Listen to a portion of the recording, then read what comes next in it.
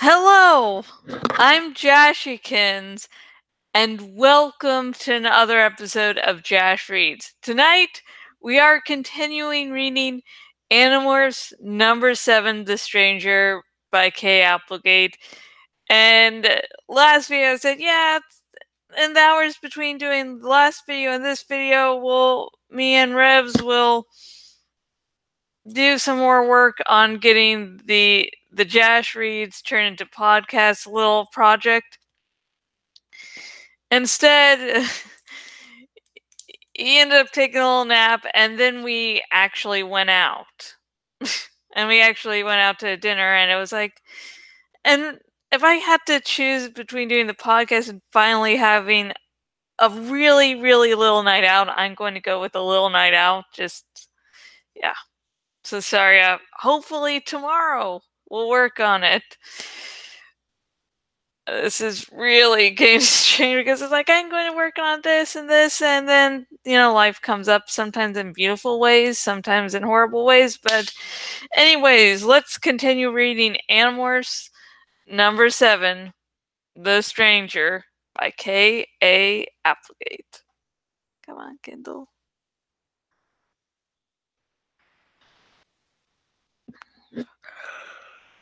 Okay, it's 3:47 in the morning, Marco said.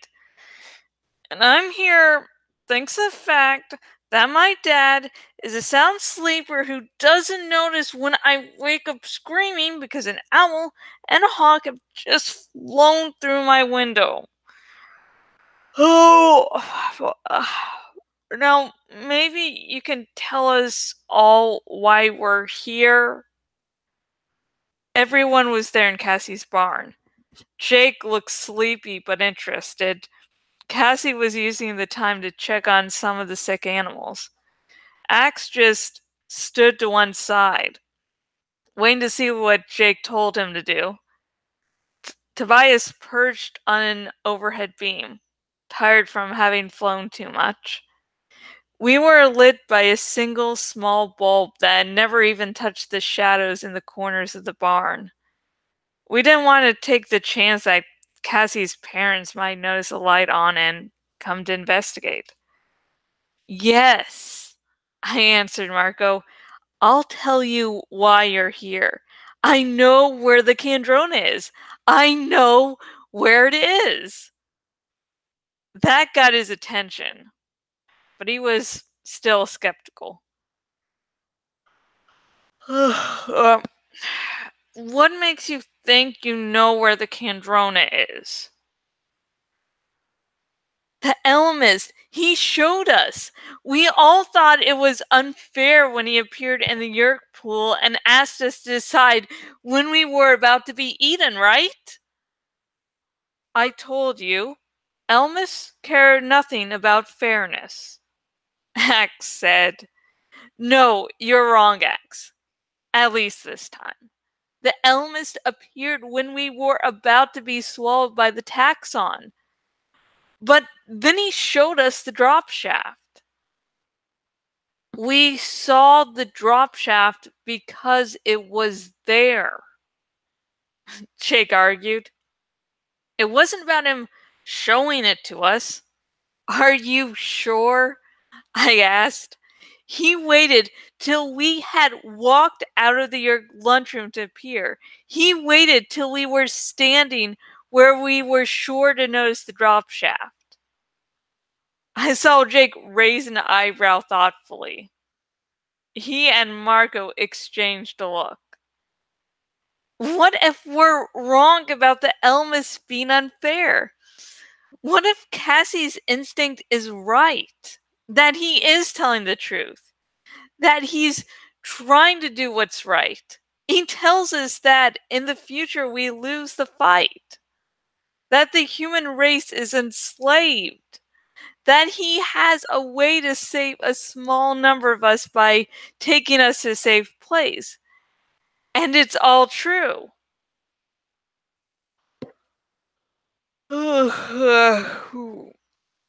If he's telling us the truth, that we lose in the future, What's this all about? Marco asked.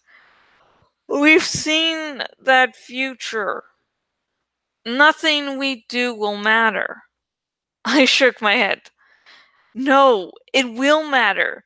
If it didn't matter how we decided, why even bother to ask us what we wanted to do?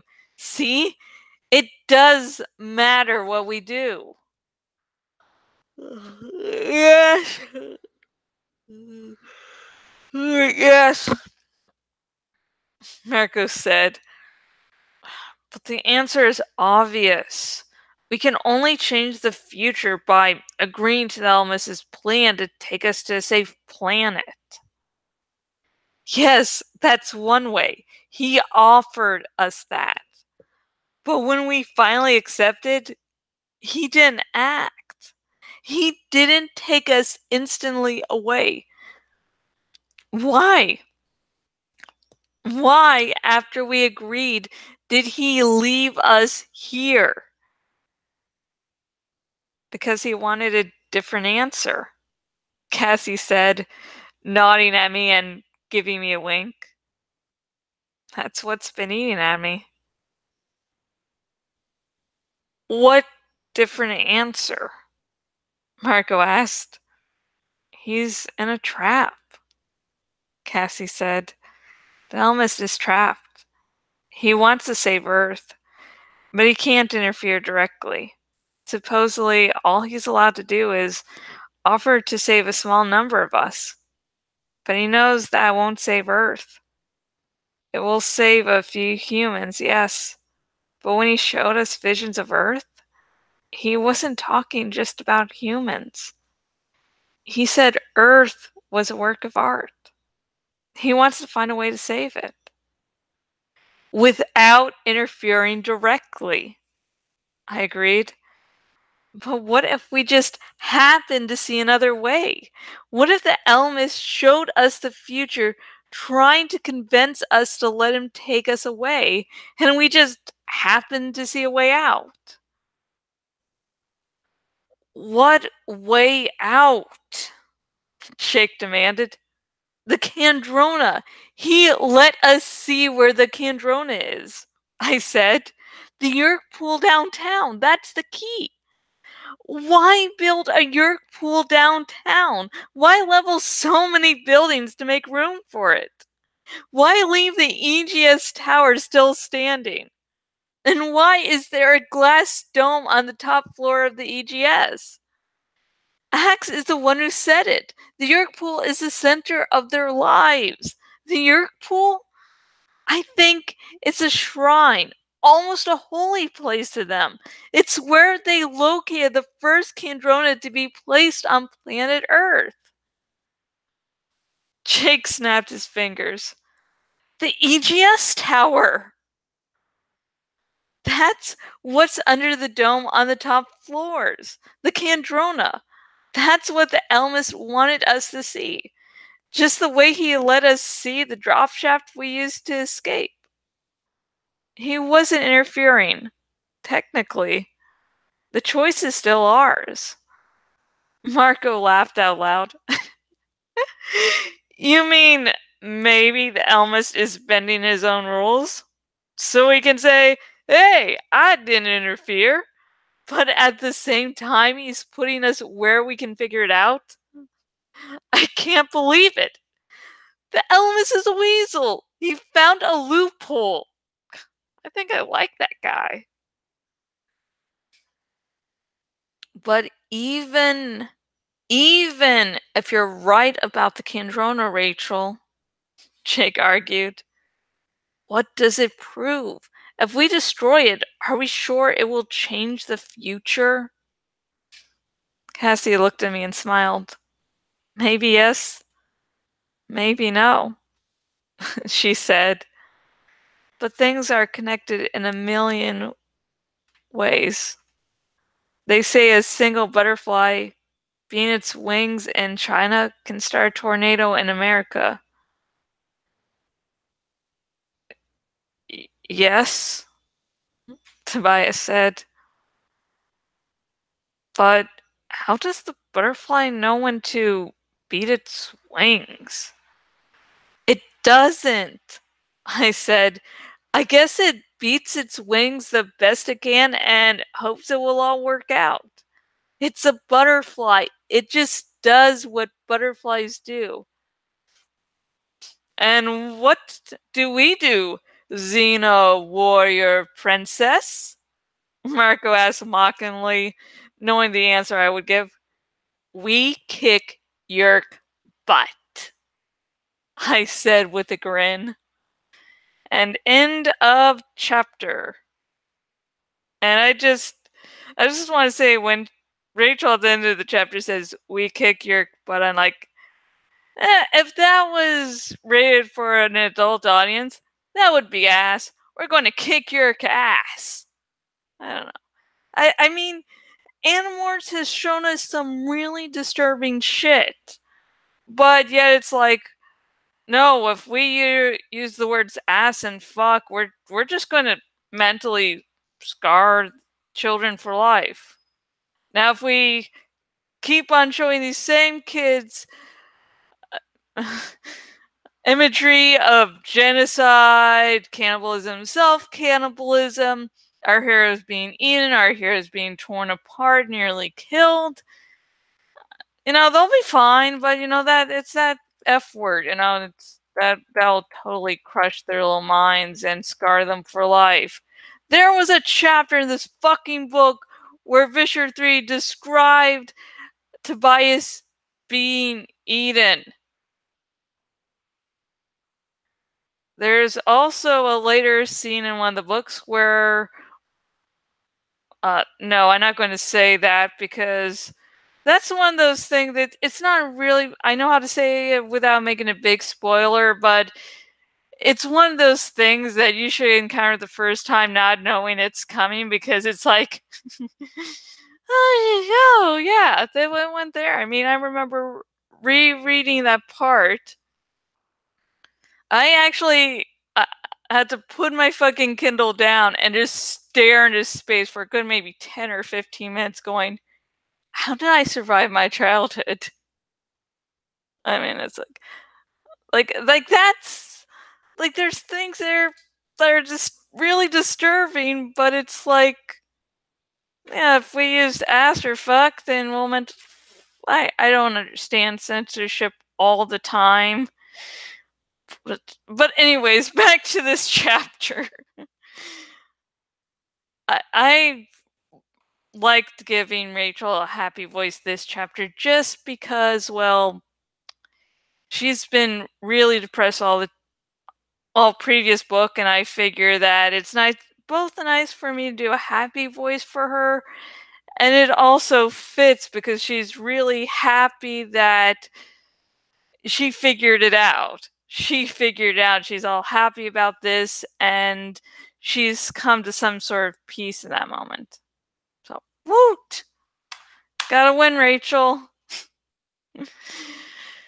And if you have anything you want to say about this chapter, please comment below. Please remember, no major spoilers. I sort of would really like people to learn about this series via these videos. Maybe they're like, oh, maybe I'm just going to search up Animorphs just to see what it's about.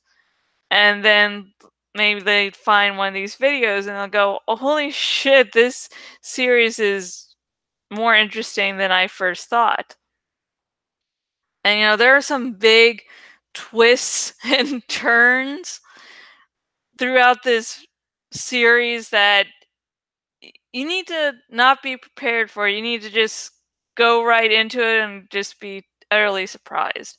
But if you are one of those who does want to discuss and more spoilers with me, and you're watching on the YouTubes, if you go into the description, you can find a link to my Tumblr Ask Box, and there you can talk about fan theories, about questions of anything later on in the series, what I feel about them, And if you are a newcomer to the Animorphs series, hi!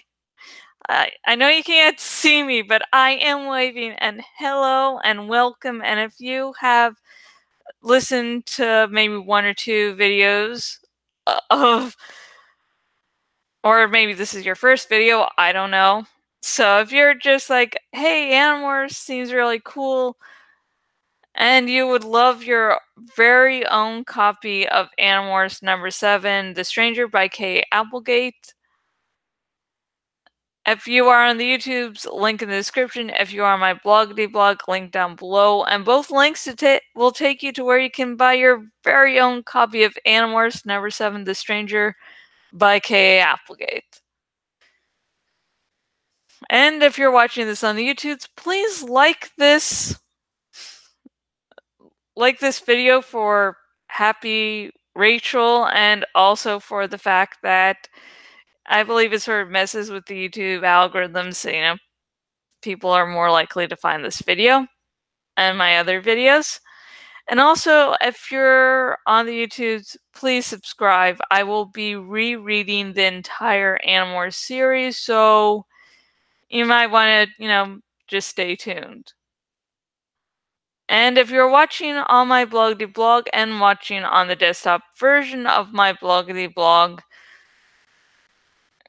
please choose the followed by email option, and you will never miss one of my wonderful blog posts again. I just don't do Jash reads. I also do reviews, long posts, little bits of fan fiction.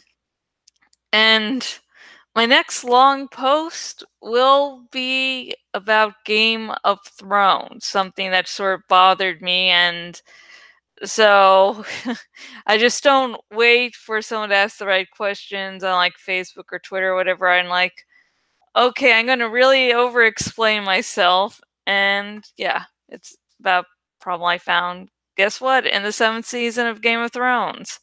Who knew?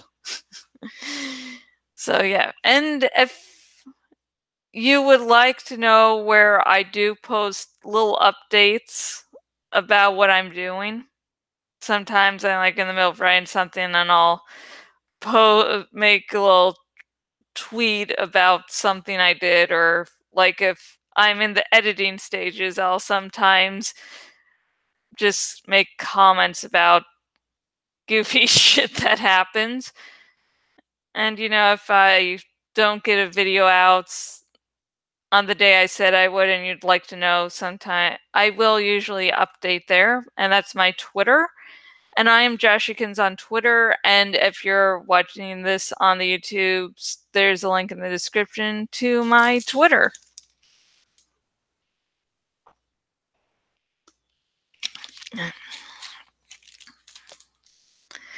And the next episode of Jash Reads will be on Friday.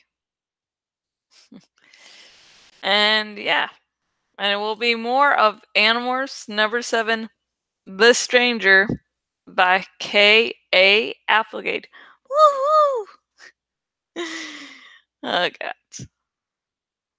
And now we come to the part where I slowly work on a graphic, little bits and pieces over multiple videos, just so I don't take up too much of your time, and also gives you some breathing room for chapters, and certain chapters, might might need a little longer cool down than others. Okay, woo! Okay, just making sure it's live. Okay, following it live. Da da da. Okay, if it's not live, all well. Is it live? Shit. I have. Okay, so yeah, I guess I might have a little OCD in that aspect there. So, okay, what happened last time? So, last time we finally added both Jorah Mormont and Daenerys Targaryen to this nice little picture. And this was actually something that was requested by someone on Tumblr. And so yeah, it's going to be a quote from the books, but I can't ever really do exact scenes just because that would be a little difficult for me. Just I'm not really talented in that respect, but so I sometimes have to get a little metaphorical with shit. So we're just going to be adding one peach, and we might add some sort of filter again, but I probably not because I think that would be enough. Here's the peach. This is going to be I'm expecting this to be the easiest part, but with my luck, I go, hey, this is going to be easy. And it's like, oh shit, this is the hardest fucking shit in existence for some reason. And we want something nice and dark there. Okay, multiply works, but let's see if we can do something else. And that's real, as if you've watched multiple videos of me doing this shit, you'll know I'm like, oh, I found something perfect, then ta-da! Then I can't find, then I just, like, yeah, I like to try everything just in case. Linear burn. And because I had a tendency to forget,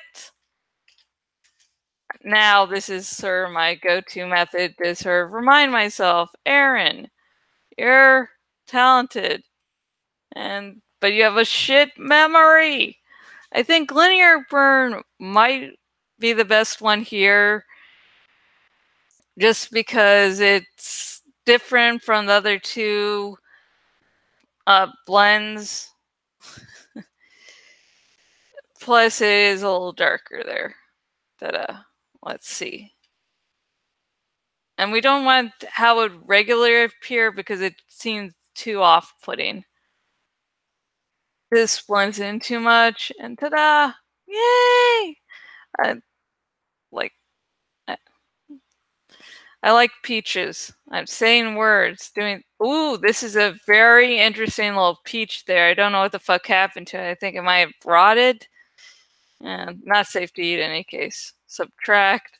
That's very cool. Some of these effects like this will be interesting to use, and not this not this graphic, but I think in the future it would be very interesting. Linear burn. Actually, first let's do normal, and you can sort of see how that's very off-putting. I don't know, it's off-putting for me personally. And I'm the one making the artwork, so yeah. So it still stands out more than other things in the picture, while still not being too off-putting. And in this quote, Jor hands Daenerys a peach, I believe. So yeah, I can't. So yeah, that's why the peach is in the middle there.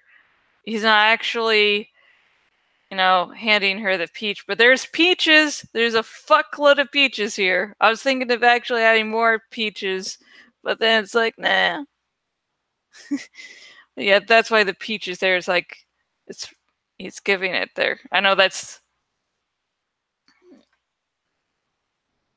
and I don't know what part of the quote I'll be keeping. So yeah, but people who know the quote will probably get it. And yeah, that sort of works. Let's see if we can. I'm just going to try to add one little thingamajig.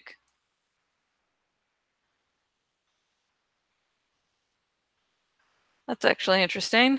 Oh, now we can do blend modes. Let's go fucking wild with this, folks. Ta-da! Yeah, that's... No, we can't see shit. I mean, you can still sort of see... I was going to say Marco's frame, but no, this guy, Jor, is much larger than Marco. Much taller than Marco. It's a cool effect, but it's like... Oh, let's see this. But it's... Well, I think that actually sort of works there, so let's keep that. Actually, let's try doing this. Actually, I like this more. Ta-da! Okay. So, existing project. Ta-da. So yeah, next episode we will hopefully finish up with this, and we're going to mess around with the quote, and that's always fun of shortening the quote to actually fit the picture, because the thing is you want to do it, I want to add the quote, but I don't want to risk destroying everything. So, yeah. So again, next episode of Jash Reads will be on Friday. And actually, on Wednesday, hopefully, cross your fingers, will be my next review, and it will be of the Star Wars novel Shatterpoint by Matthew Stover. So, woo! Until next video, goodbye.